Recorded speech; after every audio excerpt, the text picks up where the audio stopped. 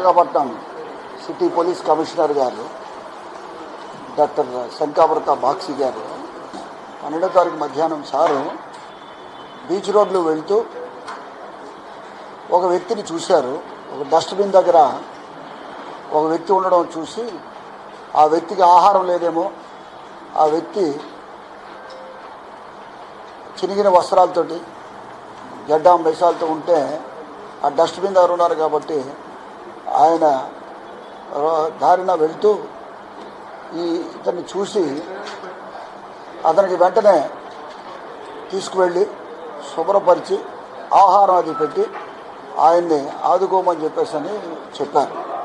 ఎందుకంటే ఈ మధ్యన నగరంలో ఇలాంటి వారిని షెల్టర్ హోమ్స్ గట్ట చేర్చే కార్యక్రమం ఆయన చేపట్టారు.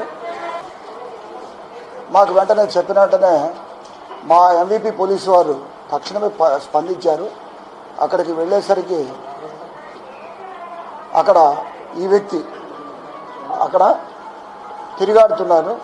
అతన్ని తీసుకొని వెంటనే మనం ఈ మురళి గారు రెడ్ క్రాస్ సొసైటీ వీళ్ళ షెల్టర్ హోమ్కి తీసుకువెళ్ళాం.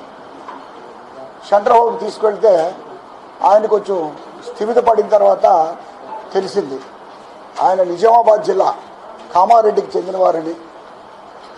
ఏదో గత 10 సంవత్సరాల క్రితమే అక్కడి నుంచి హైదరాబాద్ వచ్చి అక్కడి నుంచి తప్పిపోయినట్లు, ఇక్కడ రాను తిరిగి విశాఖపట్నం వచ్చేసరికి ఇక్కడ ఆయన మన కమిషనర్ గారి దృష్టిలో పడిన తర్వాత ఆయన స్వగ్రామం వివరాలు చెప్పిన తర్వాత అతని భార్య పాప ఉండేటట్లు ఆ వివరాలన్నీ ఇచ్చిన తర్వాత మనం నిజామాబాద్లో ఉన్న వాళ్ళ బ్రదర్కి తమ్ముడు ఆయన కబురు చేసాం.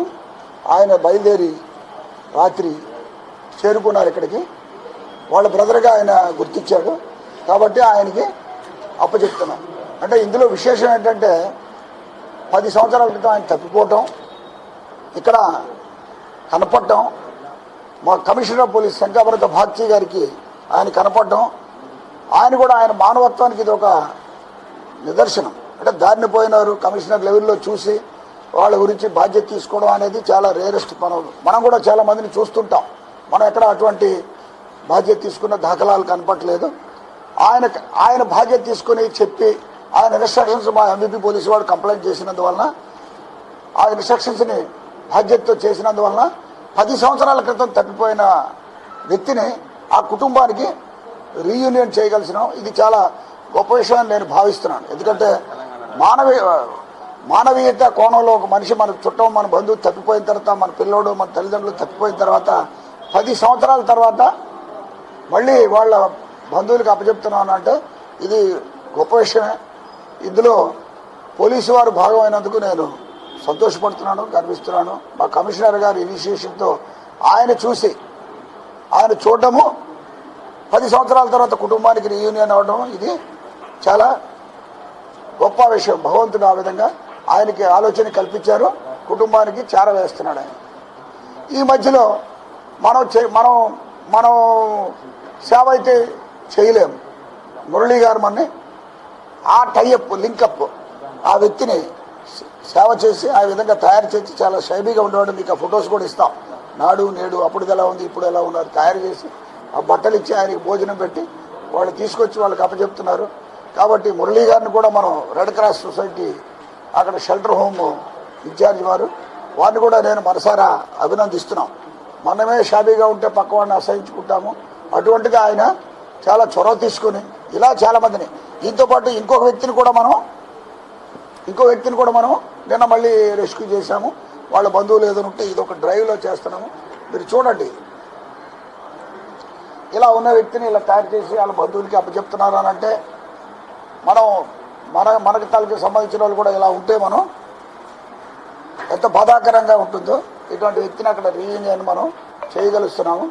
ఈ విధంగా తయారు చేసిన వీళ్ళ మన కమిషనర్ ఆఫ్ పోలీసు ఆలోచన రావటం, ఆయన ఐడెంటిఫై చేయటం, చాలామంది చూస్తుంటారు, అందరూ రెస్పాండ్ కారు.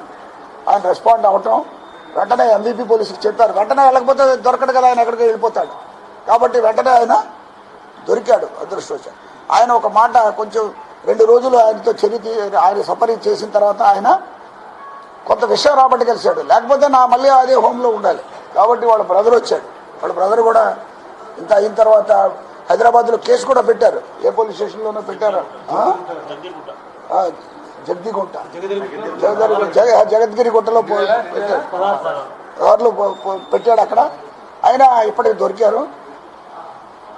మన పెద్దవాళ్ళ దళాయివారి వీధిలో ఉన్న పట్టణ నిరాశ్రయ వసతి గృహంకు మా ఎంబీపీ పోలీసు వారి సిబ్బంది, సిఐ గారు, కమిషనర్ గారు, ఏసీపీ నరసింహమూర్తి గారు, వీళ్ళు మాకు అందుబాటులో చాలా మాకు ఏ స్కెనైనా కానీ మాకు ఏ ప్రాబ్లం వచ్చినా వాళ్ళ ఫస్ట్ మాకు సపోర్ట్గా ఉంటున్నారు. వాళ్ళ సపోర్ట్ లేని మేము చేయలేము. ఒక అన్నులకి ఇతర పరిస్థితి చాలా దయనీయంగా ఉందండి. అతను బ్రతికే పొజిషన్ లేకుండా అలా కండిషన్లో ఉన్నాయని 2 రోజుల నుంచి ట్రీట్మెంట్ చేసుకుంటూ అతని దగ్గర ఆరాయిసి అతనికి వాళ్ళ కుటుంబంతో ఫోన్ చేశాను. ఏ విధంగా కానీ వీరి సహకారం, పోలీస్ డిపార్ట్మెంట్ సహకారం మాత్రం నేను చేయలేను. ఎందుకంటే నాకు మానవత్వం చేయాలన్నది, ఇంకెన్నో కార్యక్రమం చేయాలి. ఇలాంటి సేవలు కాకుండా అన్ని డిపార్ట్మెంట్ కూడా నేను చేస్తున్నాను. అది డిపార్ట్మెంట్ తరఫున సహకారంతోనే ఫస్ట్ నేను నా తరఫున కాకుండా డిపార్ట్మెంట్కి నేను ధన్యవాదాలు తెలుపుకున్నా పోలీస్ సిబ్బంది వారికి. Thank you very much sir. Madnoor ఆయన మా అన్నయ్య శ్రీనివాసు 2016లో ఆయన మిస్సింగ్ అయింది సార్. హైదరాబాద్ వచ్చి 2016లో మిస్సింగ్ అయితే జగదీర్గుట్టలో హైదరాబాద్లో కంప్లైంట్ చేశాము. ఆయన కేసు నడుస్తూనే ఉంది, దొరకలేదు. మొన్న ఎగ్జాక్ట్గా రెడ్ క్రాస్ నుంచి మాకు ఫోన్ వచ్చింది, విశాఖపట్నం నుంచి, మీ బ్రదర్ ఇక్కడ ఉన్నారని. సడన్లీ నేను నిన్న వచ్చాను సార్ మార్నింగ్. రెడ్ క్రాస్ వల్ల, మళ్ళీ పోలీస్ సంస్థ వల్ల మా అన్న మాకు దొరికినందుకు చాలా అభినందన సార్. ఎందుకంటే 10 సంవత్సరాల నుంచి మేము వెయిటింగ్లో ఉన్నాము. అసలు ఉన్నాడో లేడో మా అన్ని మాకు కూడా తెలియదు, లేడని అనుకుంటున్నాం. ఎందుకంటే 10 సంవత్సరాల దాకా రాలేదంటే ఇప్పుడు దొరకడం అంటే పునర్జన్మ ఇచ్చినట్టే సార్. పోలీస్ వాళ్ళు కానీ, ఇక్కడ రెడ్ క్రాస్ సొసైటీ వాళ్ళు కానీ సార్. అంతే సార్.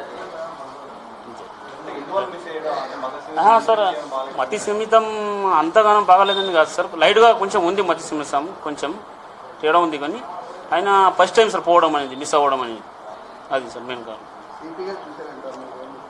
సిపి గారు సార్, అది బీచ్లో సిపి గారు చూసారంట. సిపి గారు చూసి ఇక్కడ రెడ్ క్రాస్ వాళ్ళకి అప్పగించారంట.